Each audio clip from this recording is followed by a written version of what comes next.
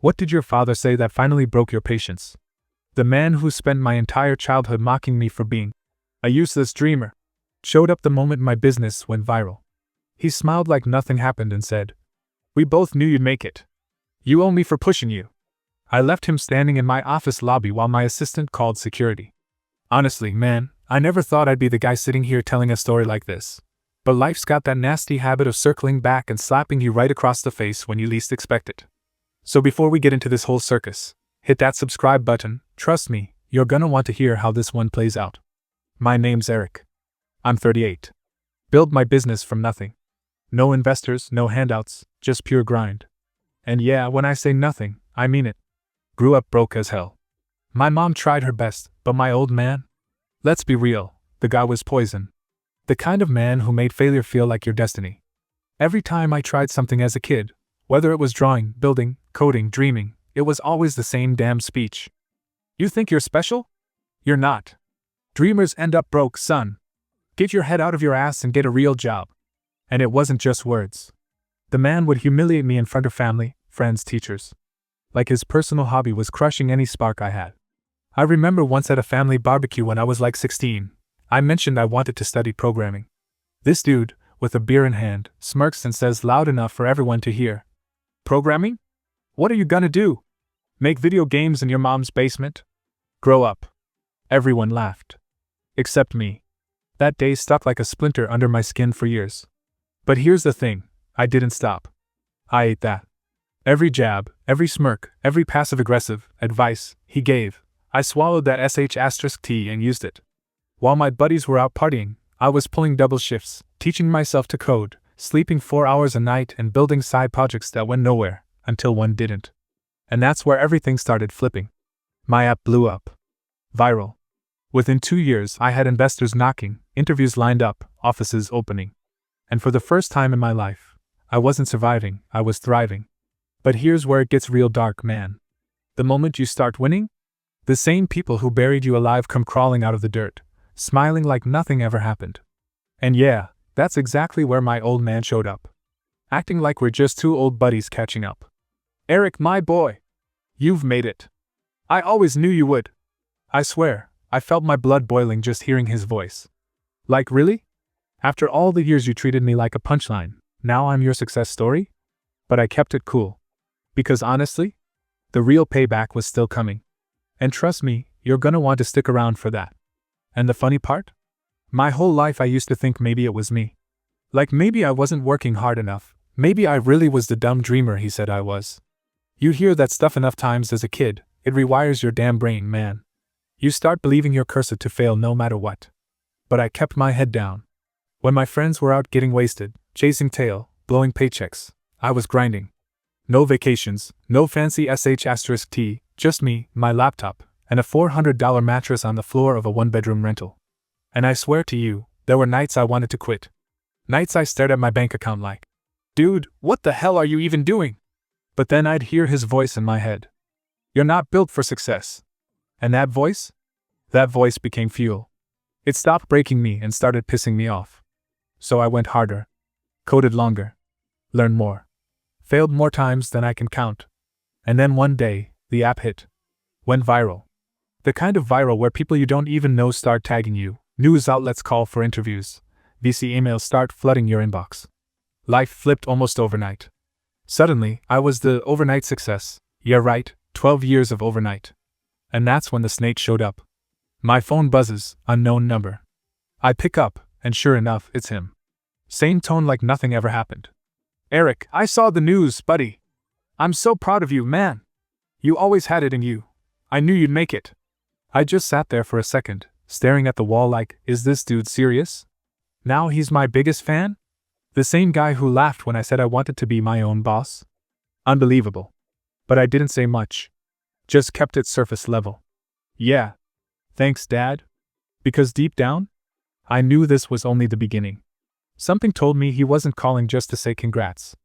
Nah. Guys like him? They always come with a motive. And boy, did I find out real fast what that motive was. So a week after that awkward-ass phone call, the man's standing in my damn lobby. Full suit, slick smile like nothing ever happened. My assistant calls me on the intercom. Kinda awkward, like, "Hey, there's a Mr. Daniels here to see you." Says it's your father? I literally roll my chair back, rub my face like, you gotta be kidding me. I mean, for real? The man couldn't even shoot me a text first?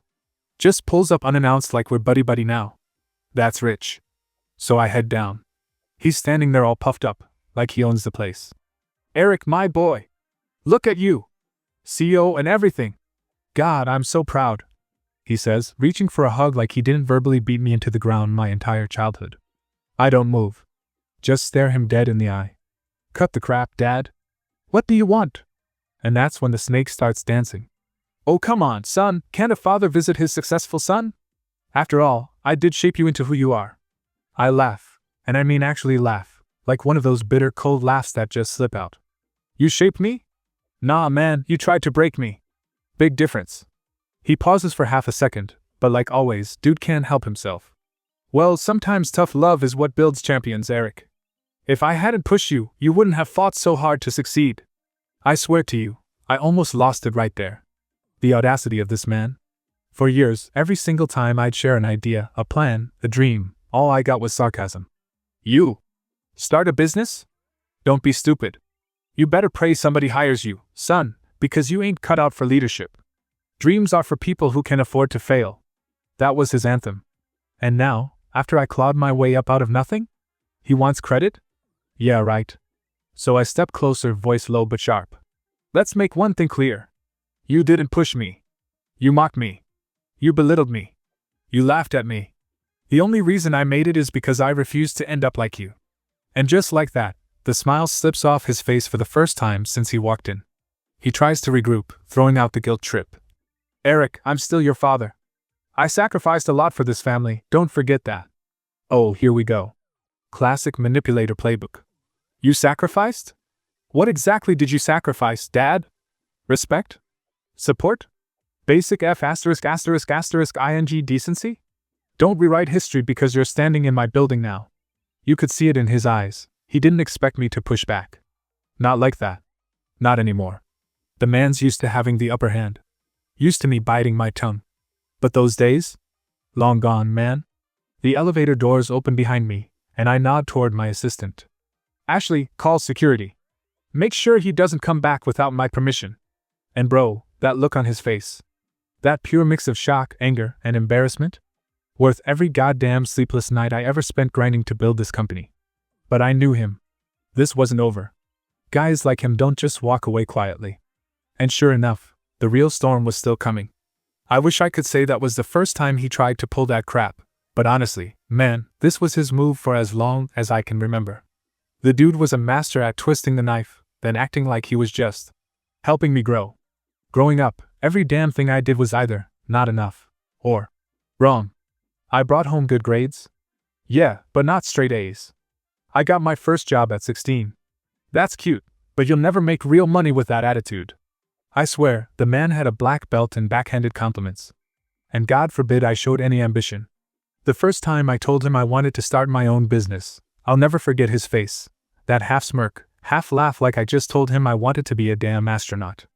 "Eric," he said, "dreams are for suckers. You want to be a man? Get a job, collect your paycheck, and keep your head down." Straight up. That was his advice for life. Keep your head down. Don't rock the boat.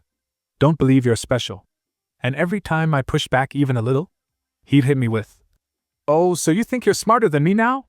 You think you know better than your old man?" Like clockwork. Thing is, I didn't want to be smarter than him. I just didn't want to live in that small, bitter little world he built for himself. But here's where it got real messy.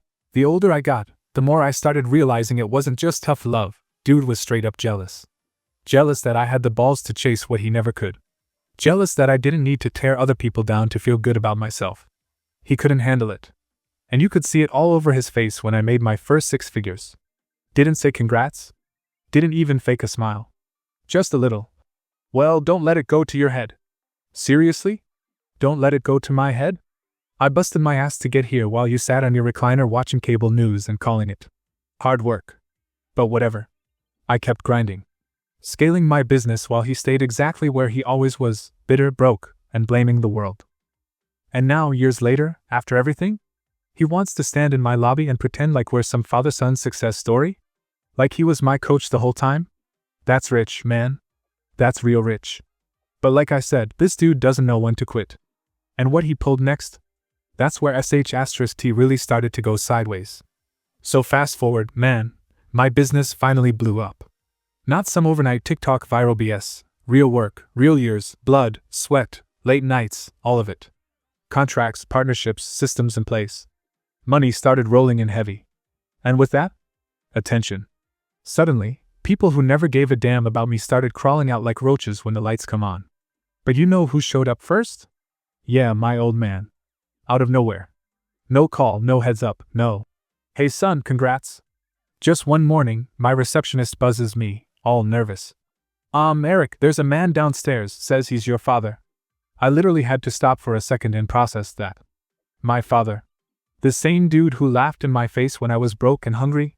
The one who said I'd end up homeless chasing pipe dreams? That guy? Showing up like we're family now? You've got to be kidding me.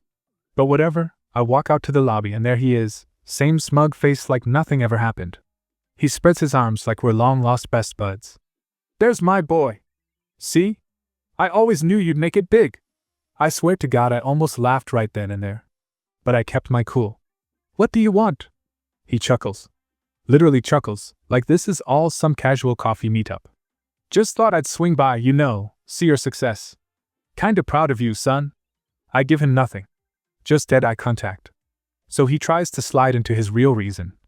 Look, I was thinking, now that you're established, maybe we could work something out. A little investment opportunity. I mean, if it weren't for how tough I was on you growing up, who knows where you'd be, right? I basically shaped you into this. That's when I felt the switch flip inside me. The nerve on this dude.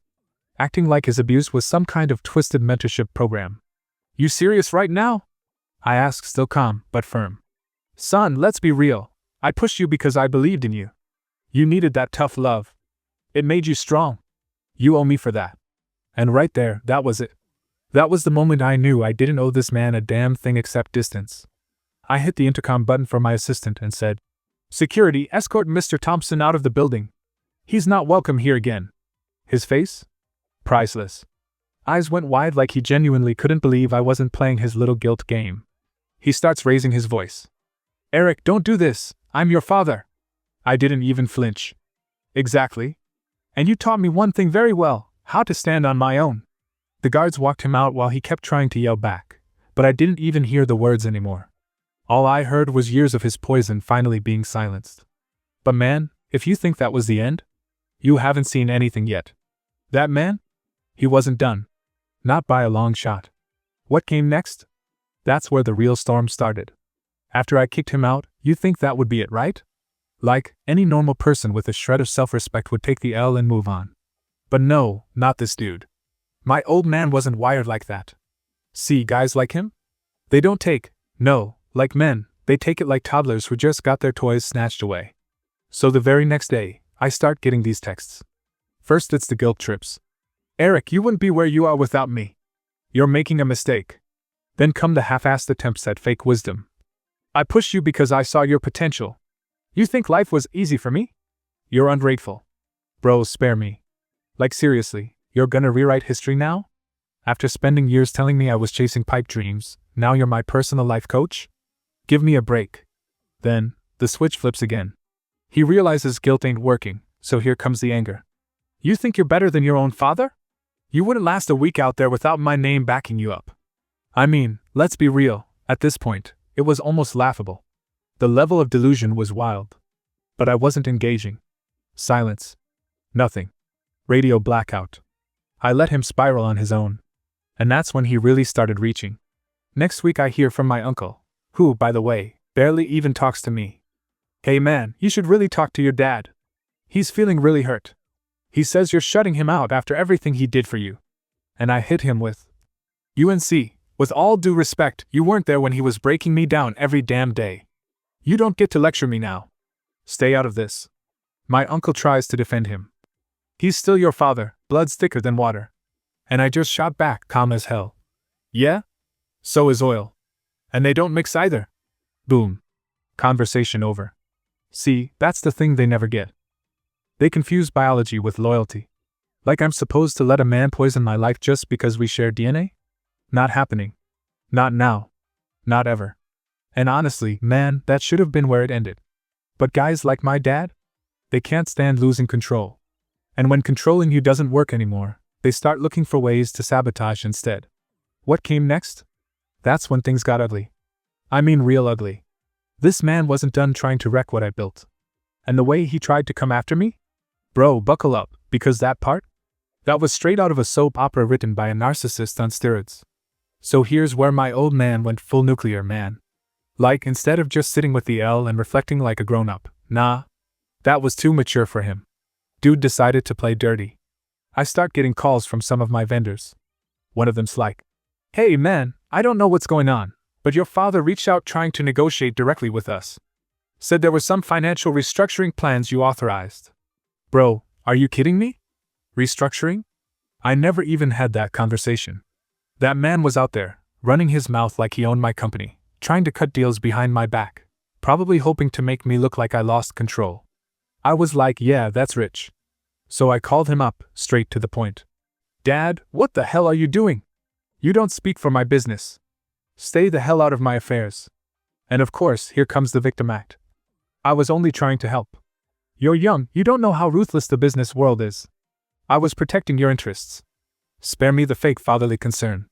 Like, let's be real, man, if protecting me involves backdooring my deals and trying to leverage my name, that ain't protection, that's sabotage dressed up in cheap advice. And when I shut him down, he flipped again, full anger mode. "You think you know better than me? You think you built this alone? Everything you have started with my sacrifices." Right there, bro, I hit him with it, calm, cold. "No, everything I have started the moment I stopped listening to you." Silence. Dead air. He didn't have a damn word left because deep down, he knew I was right. Every brick I laid was one he said would crumble. Every dollar I earned was one he bet I'd lose. He didn't build me, he bet against me, and he lost. But I wasn't even close to done. That little stunt with the vendors? That was just his first shot. A few days later, I find out he tried to float rumors around town that my company's finances were unstable. Can you believe that? My own father out here trying to poison my reputation, probably hoping investors would pull out. Man, I was seeing red. You don't mess with a man's name like that. Reputation in this game? That's currency. And now he was playing with my bread. So I did what he never expected. I lawyered up. Hard. Sent cease and desists. Not playing anymore. You want to act like a snake? Fine. But there are legal consequences when you start crossing certain lines. My attorney even told him straight. "If you continue interfering with my client's business operations, we will proceed with legal action." And let me tell you something, for a man who loved to act tough, my father folded real quick when lawyers got involved. Suddenly, all that big talk vanished. No more phone calls, no more backroom deals. Dead silence. But even after all that, even after I shut him down legally, the damage was already starting to ripple. Some investors got spooked by the rumors, some contracts got delayed. He couldn't destroy me, but he sure as hell tried to slow me down. And that's when I realized, this wasn't just about control for him. This was about ego. He couldn't stand the fact that I succeeded without needing him. That I broke the cycle. That I was everything he pretended to be, but wasn't. And you know what? That's when I fully cut him off. No contact. No updates. I built this life. He didn't get to sit at my table. But man, trust me, the fallout? Oh, we weren't done yet. Because karma? She was warming up her coffee, ready to go to work on him next. And I didn't have to lift a finger. You know what really hits different? When you realize your own father would rather see you fail than admit you did something without him. I mean, seriously, man. This wasn't business anymore, this was personal. It was always personal for him. The second he saw that his little, "I'm the reason you exist" narrative didn't stick anymore, he panicked. And instead of manning up, instead of maybe, just maybe, having one fucking conversation like grown men, he went full snake mode. Word started getting back to me that he was poking around my staff now. Yeah, bro, my own employees. One of my managers pulled me aside, looked real uncomfortable, and goes, "Hey boss, just so you know, your dad reached out." He asked a lot of weird questions about company finances, who you've been partnering with, even tried fishing for your client lists. I just stared at him for a second, like, unbelievable. Did you tell him anything? Hell no, my manager said. But man, he sounded desperate. Desperate. That's exactly what it was. Dude wasn't playing power games anymore, he was drowning. You could smell the panic all over him. And you know what? Part of me wanted to call him right there and rip into him, but nah, I played it smart. I wasn't gonna give him that satisfaction. He wanted chaos. He wanted me to lash out, to lose control, to make mistakes. That way, he could swoop in and say, "See? You needed me after all." Nah. Not this time, old man. I called a meeting with my legal team that afternoon. Lock everything down. I told them. Tighten contracts. Strengthen NDAs. Audit every department. No loose ends. No access. My head lawyer just nodded and said, "Understood. We'll make sure no one gets in who shouldn't be in." And just like that, I cut off every possible opening he was trying to snake his way through. Now here's where the real mind started. A week later, I get an email from him. Not a call, not a text, *King email. Like he was trying to make it all sound professional now. The email literally starts with, "Son, I believe you're overreacting. Families should stick together, especially in times of financial uncertainty. I have experience navigating these waters, and I'm offering my expertise for your own benefit." Man. The audacity. The man tried to sabotage my business behind my back, then wants to play Mr. Helpful like none of it ever happened. I didn't even reply. Didn't give him a single word. Blocked his email. Let him talk to my lawyer if he's got something to say. But behind that fake calm, I could feel it. His world was crumbling. His reputation around town was starting to crack because word was spreading. People knew what he tried to pull. And here's the kicker. Some of his old business buddies started cutting ties with him, quietly distancing themselves. Because who the hell wants to work with a man who snakes his own kid? One of his so-called friends even called me. He said, "Hey man, I didn't believe half the stuff at first. But seeing how far he's going? Yeah, you're doing the right thing. Protect your house." That's when I knew the walls were closing in. His circle was shrinking. His power? Fading. And for the first time, maybe ever, he couldn't spin it. He couldn't bully, guilt trip, or manipulate his way out of this one. But trust me, brother, this was only the beginning. The real hammer? That was still coming. He had no idea just how ugly karma was about to get for him. Couple weeks pass. Silence. Not a peep from him. And for a second I thought maybe, just maybe, he finally got the message. That maybe he backed off, realized the game's up, cut his losses, whatever. Yeah, not even close. See, when a man like that starts losing control, he doesn't just disappear. No, a man like that starts flailing, throwing whatever he can, hoping something sticks. And sure enough, the next move came straight out of the narcissist playbook. One morning, I'm sitting at my desk, coffee in one hand, emails pulled up, when my assistant knocks. She's like, Mike? Your father's in the lobby." I look up like she just told me Bigfoot walked in. "Come again?" "He's downstairs. Says he wants to have a civilized conversation." "Yeah, right. Civilized, my ass." I finish my coffee, get up, look at her dead serious and say, "Keep him right there. Don't offer him a seat. Don't even offer him water." I head down, and there he is. Same smug grin he always wore when he thought he was in control. Like nothing happened. "Son," he starts, fake warm tone oozing out. I think we both know this situation's gotten a little out of hand. I don't say a word. Just stare him down, arms crossed. He keeps going. "Look, you built something impressive. I'm proud.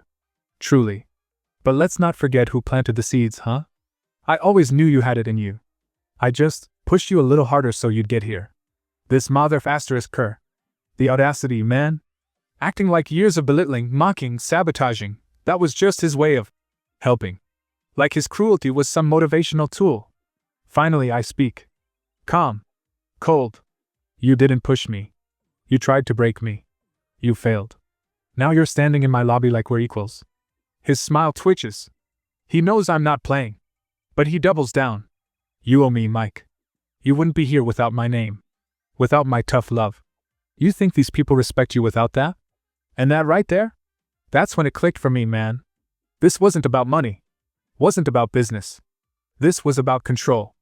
About him needing to feel like I still belonged to him. Like he still owned a piece of me. And you know what? I wasn't giving him that. Not anymore. Let me make this simple for you. I say. This company?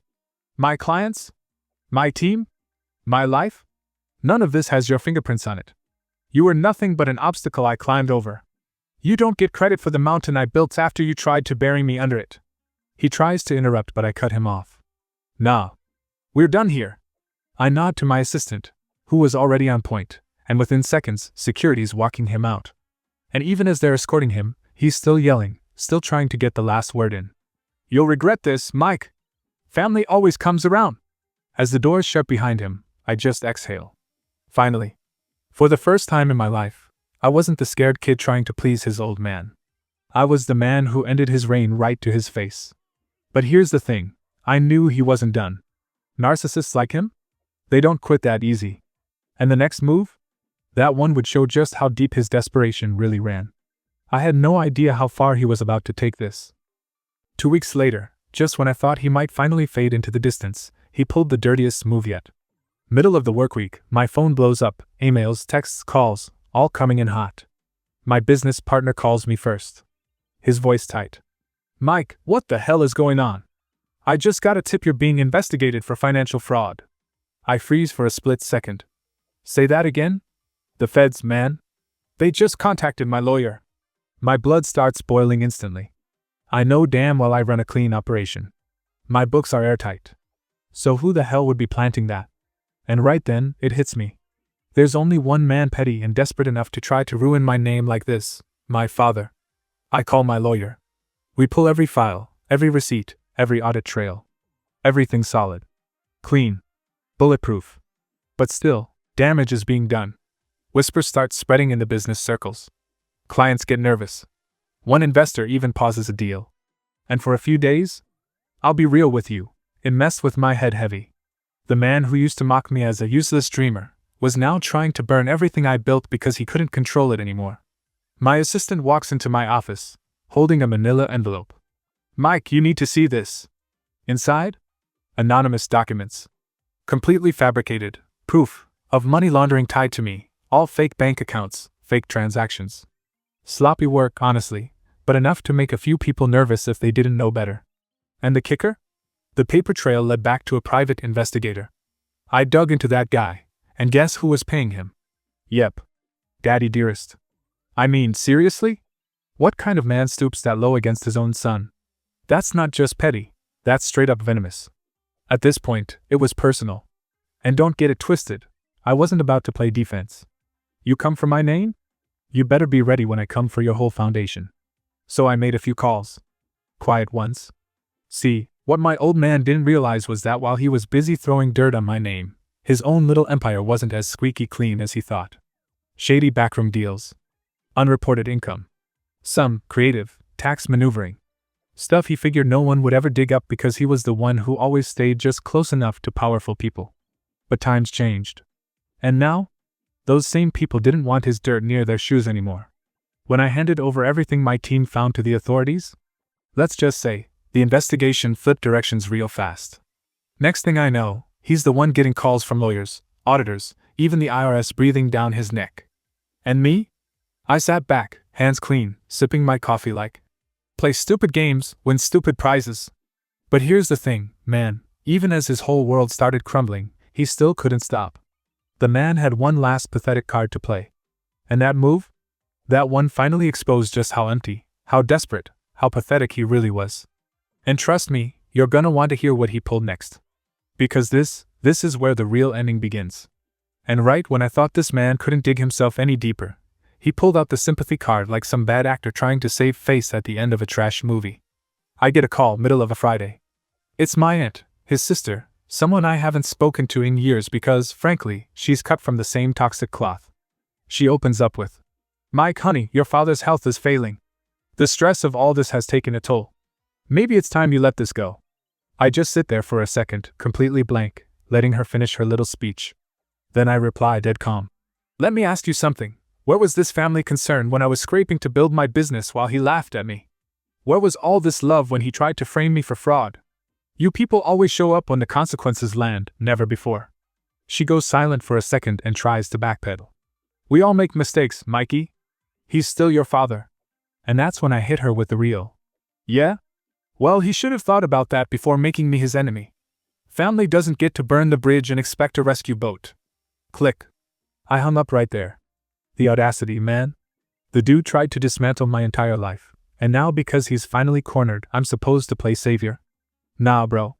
I wasn't playing that game. But of course, it didn't stop there. Next, his old friends started circling me. His little business buddies who used to clown me back in the day like I was some dumb kid with big dreams.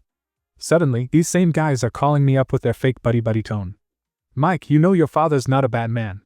Maybe you can use your influence, pull some strings, help him out. I straight up told one of them. He wasn't worried about my name when he tried to bury me with those fake charges. Funny how loyalty suddenly matters now, huh? The dude tried to chuckle like we were having some lighthearted chat. Don't take it so personal, man. Business is business. And I snapped. Then let business handle him. And hung up again. Truth is, they were all scrambling because his empire was finally collapsing. IRS audits, lawsuits, criminal investigations, all the stuff he used to think he was untouchable from. It was raining down heavy. And the best part? I didn't have to lift a single extra finger. The system he abused for years? It was eating him alive now. Karma's a hell of a collection agency, man. But deep down, the little kid inside me, the one he used to humiliate, mock, dismiss, yeah, that part of me felt damn good watching it all crumble. I'm not even gonna lie about that. But trust me, this whole mess wasn't over yet. His final act? That was still coming. And let me tell you, it was uglier, pettier, and way more desperate than I even thought he was capable of. So here we are, man. His last play. Honestly, I figured he'd pull something shady, but even I didn't expect how far he'd crawl. Middle of the night, like 2 a.m., my phone blows up. It's one of his old buddies again. He's panicking, voice shaking. Mike, your father, he's at your house, man. I sit up like, what the hell? And sure enough, I check my cameras. There he is, standing outside my gate, drunk out of his damn mind, slurring into the intercom like some washed-up soap opera villain. Mike, open up, you think you're better than me? Huh. Everything you have, it's because of me. You owe me, you little punk. And you know what, bro? I didn't even get angry this time. I just stood there watching him on the screen, this broken, bitter man who used to tower over me like some invincible god when I was a kid. And now? He looked like a joke. A sad, washed-up old man drowning in the consequences of his own arrogance. My girl's standing next to me, silent. She whispers, "You want me to call the cops?" I shake my head. Nah. Let him burn himself out. He's already lost. The next morning, I get a knock on the door. Not him, but one of his lawyers. Dude tries to hit me with the guilt speech. Your father's being investigated for multiple counts of fraud, tax evasion. He's looking at serious prison time. Maybe if you'd be willing to testify on his behalf. I cut him off right there. Testify? Testify after he tried to destroy me? After he stole from my mother? After he dragged my name through the mud my entire childhood? Tell him to find somebody else. And the dude just lowers his head like he already knew the answer before even walking up. Because here's the truth, man, some people spend their whole lives thinking they're untouchable.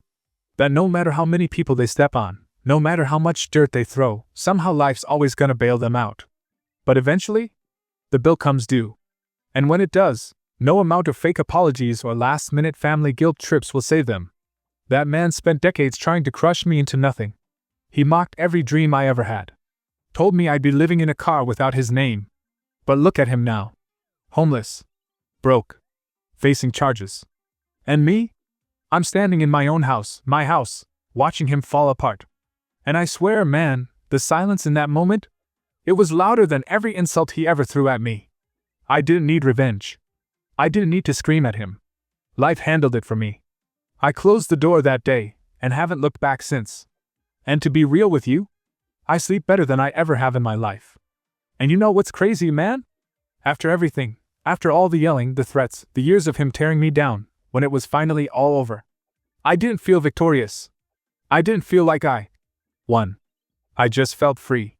Like I'd been carrying his weight on my back for damn near 4 decades, and somebody finally cut the rope.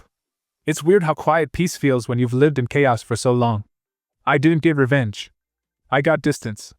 And sometimes, that's the most savage outcome of all. Because now he gets to sit in whatever hole he dug for himself. Me? I just sip my coffee, watch the sunrise from my porch, and think to myself, you said I'd be homeless without you.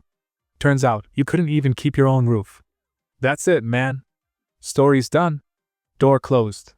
Life moves on.